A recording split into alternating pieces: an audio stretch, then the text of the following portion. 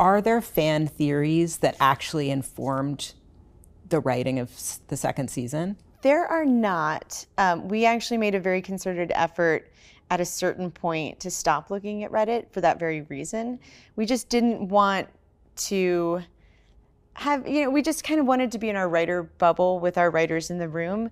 That said, I know that at least one of our writers checked in recently and was like, oh, like one person, some of the things that we are doing and that we have been planning for a while have come up in the speculation, which hopefully those people will feel very proud of themselves. That person should get a Reddit award. Gold star. Something like that.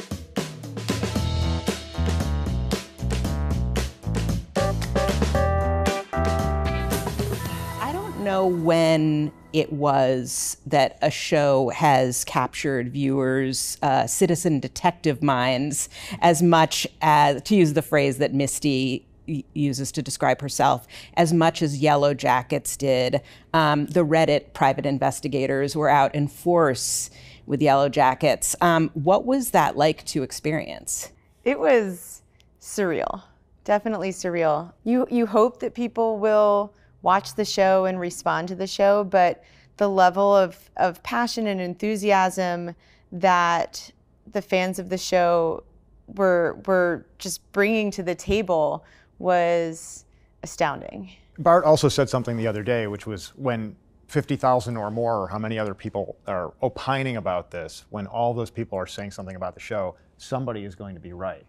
And it was really interesting how the audience predicted certain things that we either did in the show or that we noodled in the writer's room and dispensed with. And how did you work to connect the characters' teen selves with their adult selves and what they were each going through in an episode?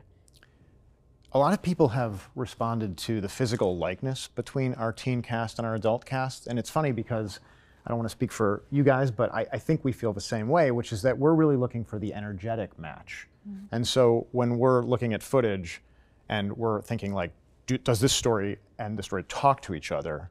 The question is on an energetic level and a thematic level, but not necessarily on a direct cut from like face to face or anything like that. We really, I think, don't value that as much as we value the stories speaking to each other on a visceral level. So it's like really impacting the audience and they're getting a sort of dramatic single punch from it. What was the biggest lesson you learned from season 1 that you have applied to the second season? Why are you laughing? I wish I knew. Yeah. Right. Well, I was going to say, I think the biggest lesson that I learned is, when the idea is just a beat kind of on the board, like you talk about it so much, there's so many drafts, then you shoot it, then you edit it, and you're just like with it for a very long time. And so there is like a sort of like, almost like a visceral feeling of like a Yellowjackets idea that is going to feel good all the way at the end of the process. And so it's just to trust that initial kind of reaction more. And to also not freak out when we walk down the wrong roads. Yeah. Because now we understand that that is part of the process. It's an intrinsic part of the process that we need to get comfortable with. My next question applies to that, which is, were there any big twists or reveals that changed in the process in season 1, that changed in the process of writing or during production? We changed a couple of things. Yeah. Nothing too major, but we played around a lot with how we were going to introduce adult Lottie into our story. Ooh. And it was really only at the very end of production that we landed on what we landed on. And once we were shooting it, I feel like we all very much felt like we had made the right decision. But that was something that Who the fuck is Lottie Matthews? Who the fuck is Lottie Matthews? We played around with it quite a bit. So many mystery shows fall apart at the end. What, if any, shows are ones that you consider to be a show that you felt was great all the way through that you can emulate for Yellowjackets? You mean specifically mystery shows? Well, or not, if there isn't, because I honestly couldn't think of one. I mean, I'll say, in terms of just something I think is a perfect show from start to finish, Sopranos is at the top of the list for me. Obviously not a mystery, but just the constant deepening of the world of those characters and what they mean to the audience is something that we would love to emulate. In terms of mystery shows, I thought Dark did a pretty good job. I mean, it was so incredibly intricately plotted, and it worked. I feel like ultimately it worked, you know, and you end up thinking about it quite a bit and trying to poke holes in it. Your brain wants to, it's just so complex. But I thought that they did a really nice job. As you were planning the first season, did you know early on what questions you wanted to answer by the end of the season and which ones you wanted to leave mysteries for now? We knew we were going to answer the question of who was blackmailing them. We knew that we were going to answer the question of how Jackie died. We knew we weren't going to answer the question of who was the girl in the pit in the beginning. So I think we pretty much stuck to the plan in terms of knowing what questions we wanted to answer and what questions we wanted to raise over the course of the season. Yeah, I think if anything is challenging as we go along that process, it's the Easter eggs that we want to lay in for the really ardent viewers, which seems to be quite a few, luckily, because we don't want to tip our mitt and have them figure it out. At the same time, you know, we want to reward them for thinking deeply about the architecture of the show. Jonathan, you've run shows before, so this question is for Ashley and Bart. What surprised the two of you about this process that you couldn't see coming from after years of working in writers' rooms? For me, it was definitely the volume of the job. I have a friend, when he was talking about a kind of med school, he said the key to surviving a med school, this is horrifying actually, is like at each test you just have to decide the part that you are definitely going to fail. Even with the three of us, like, I mean, it's just, there's just so many things, there's just not enough hours kind of in the day. So it's like having to develop a skill set of like, what can you let sort of happen, or like how do you check in on it, and just like the volume was something that I was not prepared for. At the beginning, if this matters, of my career, I always thought, well, I'm going to run a show and I'm going to do it single-handedly, and that was something I aspired to after I had a couple of really great mentors like John Wells and a couple other people who kind of let me in early on the process. But at this point in my career, I just want to surround myself with great people and partner up and collaborate with great people, period. How close are you to announcing the casting of Adult Lottie, and I'm going to go out on a limb and say Adult Van, and maybe some other survivors that we haven't seen in the present day? I don't know how close we are to announcing it. We are. Yeah. Well, okay. You're basically witnessing a dramatic non-disclosure right now. I will give you probably a And too may I honest break the answer. exclusive? We really hope we're very close. We're really pulling to be close soon. As I mentioned, I rewatched the show when I had COVID. And from the beginning, I was like, how many people survived? You know, like how many people are in the wilderness? I'd be pausing and 1, 2, 3, 4, 5, 6, you know, and every time I thought I had a handle on how many people there were, so I would be like, who's that? We urge you to stop doing that. Yeah. But were you deliberately kind of fudging that and making it hazier so people couldn't? We were. Yeah. I think that the most accurate depiction is in episode 3 when they're holding the funeral. I counted 18. You're meticulous. You know, we knew that we were going to want to give ourselves some room to introduce some more characters in season 2 and potentially beyond. So it was a combination of being purposefully a little bit vague and also just the production challenges, because we already have a very large cast, and when you have people who are essentially going to be characters in the background who might grow later, it's a very difficult thing to do. What was something that viewers guessed that you were surprised by? Well, I can tell you something that they guessed.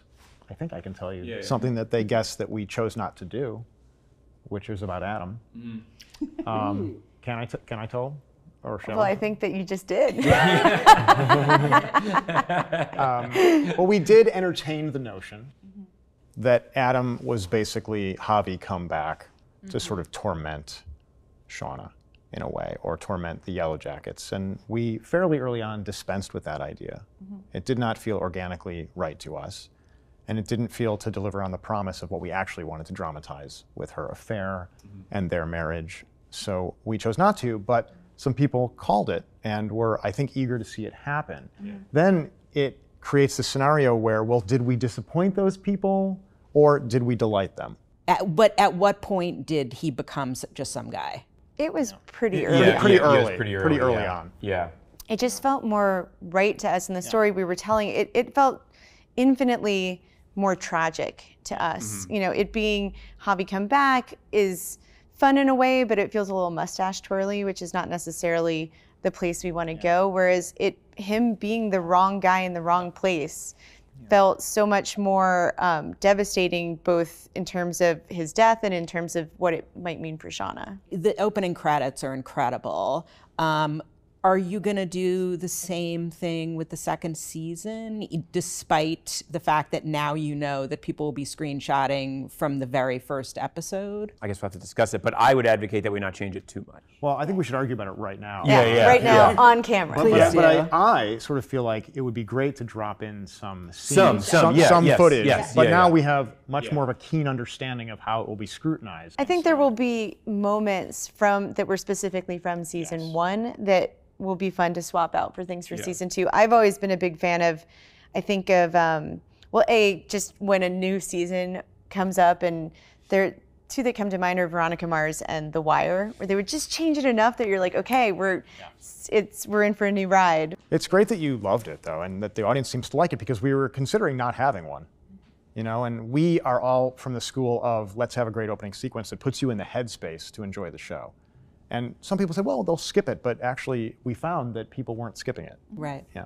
Where are you in the writing for the second season, and when is production beginning? We're really in the weeds on it in a good way. We've got crazy, I think you once called them murder boards, of ideas everywhere, color-coded with the different timelines. It's actually an infinite whiteboard. It's almost like a nightmare, actually. It's digital, but we also concretize it, and we've written some outlines. Yeah. Which we have delivered to Showtime, and we have begun writing the season as well in terms of the scripts. Production start date? End of August.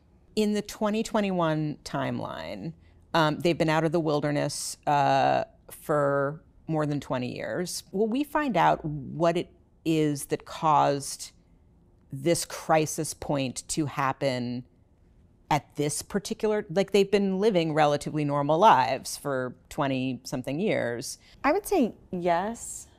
I feel like it's actually a number of factors, a confluence of events, but I think that ultimately the why now is sort of an unanswerable question, because we are talking about trauma and the past and how it can haunt you. And I think that why certain things bubble up at certain points is open for interpretation. We have, I think, a number of answers, some more concrete than others, but we always want things to be a little bit open to interpretation. So I guess that's a long way of saying that I think some answers are coming, or at least, you know, some, we're going to be implying some things, but. Yeah, I have a personal answer, which probably says more about me than it does about the show, which is simply middle age.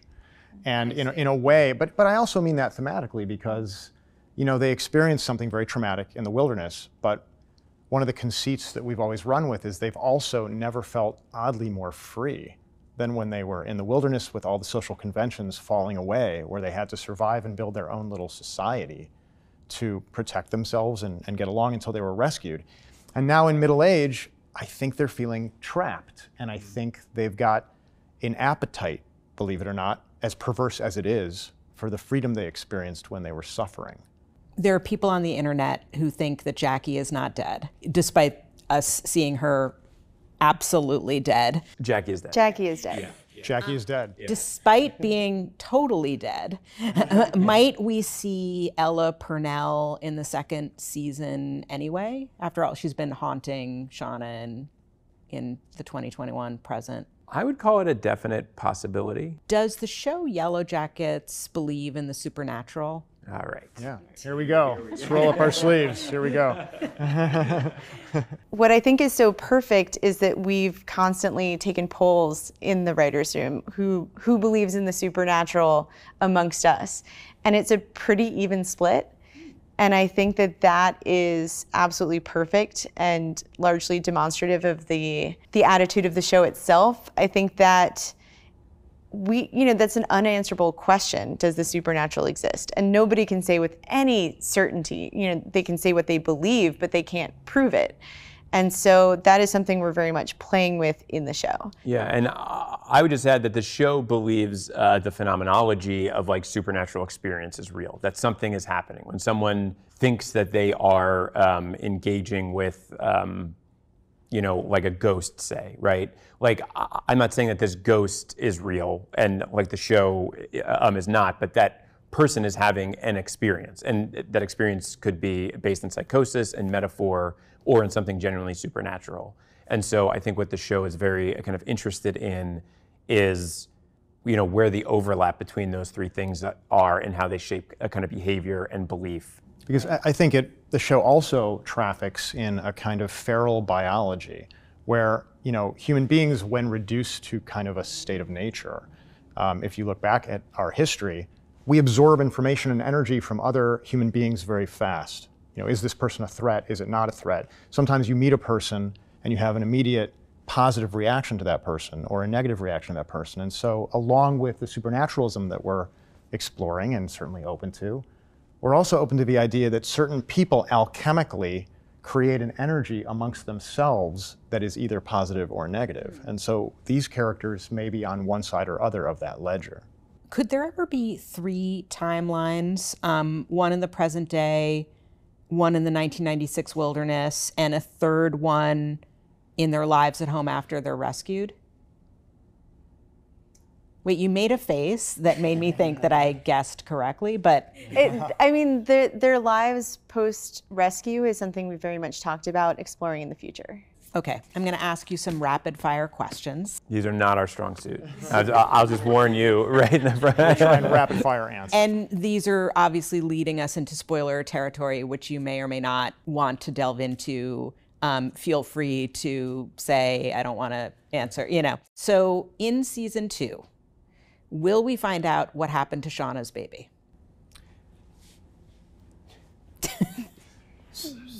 Who's going to hit the buzzer first? I just want to. We trust and we trust and frankly love each other so much that we don't want to run afoul of like our internal code. That is what you're feeling. You can say yes. Yes. I will say yes. Okay. Yeah. Will we learn more about who lived in the cabin?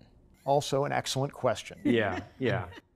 I don't know if we should give these. I don't know. know. This is like very succulent material. Yeah, well, and I am also just so biased because I don't want to know anything, but I also look for it.